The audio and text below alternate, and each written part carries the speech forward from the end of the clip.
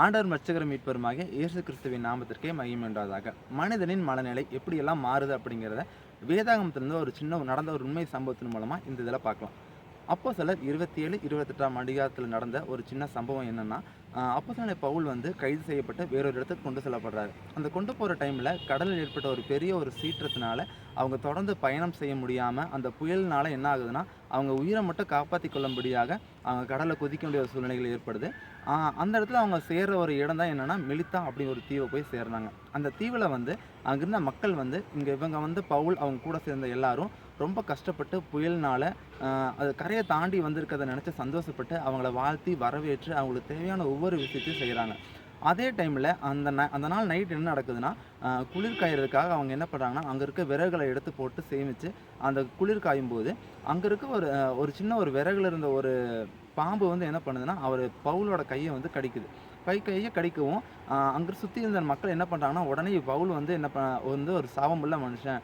இவன் வந்து ஒரு ஒரு புயலுக்கு தப்பிச்சு வந்து அவர் என்ன பண்ணாருன்னா, இந்த பாம்பு விஷத்தினால என்ன மாட்டிக்கிட்டாரு. அவர் வந்து சாக போறாரு. இன்னும் ஒரு 10 நிமிஷம் என்ன பண்ணிடுவாரு, செத்துருவாரு அப்படின்னு சொல்லி எல்லாரும் பேசுகிறாங்க. ஆனால் பவுல் வந்து சாகாமல் அது ஒரு சின்ன ஒரு விஷப்பூச்சி அப்படின்னு சொல்லி வந்து அதை கீழே உதறி தள்ளி விட்டு அவர் அப்படியே உயிரோடு நிற்கிறத பார்க்கவும் உடனே என்ன சொல்கிறாங்கன்னா, இவர் வந்து தேவனுடைய மனுஷன், இவர் வந்து தேவன் அப்படின்னு சொல்லி வந்து மாறிடுறாங்க. இதில் நீங்கள் பார்த்தீங்களா மனுஷனுடைய மனநிலை எப்படியெல்லாம் மாறுதுன்னு சொல்லி. இந்த கதையிலேருந்து என்ன பார்த்தோம், பவுலும் பவுலை சார்ந்த ஒவ்வொருத்தரையும் அந்த மக்கள் என்ன பண்ணுறாங்க, ஒரு பெரிய புயல்லேருந்து தப்பிச்சு வந்திருக்காங்க அப்படின்னு சொல்லி அவங்கள வாழ்த்தி வரவேற்று உபசரிக்கிறாங்க.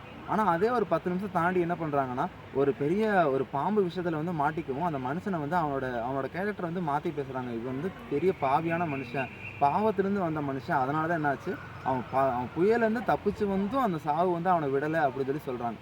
ஆனால் அந்த மரணத்தினால அவன் சாகலை அப்படிங்கிற பட்சத்தில் என்ன சொல்கிறாங்கன்னா, இவன் வந்து கடவுளாக இருப்பானோ அப்படின்னு சொல்லி சொல்கிறாங்க.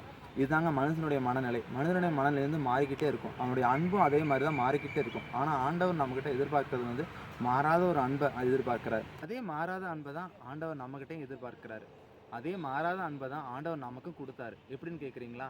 அவருடைய ஒரே குமாரனை வந்து நமக்காக நம்ம பூமியில் நம்முடைய பாவங்களுக்காக சிலுவையில் அறைய ஒப்பு கொடுத்தார். அந்த அன்பை நாம் அவருக்கு காமிப்போமா?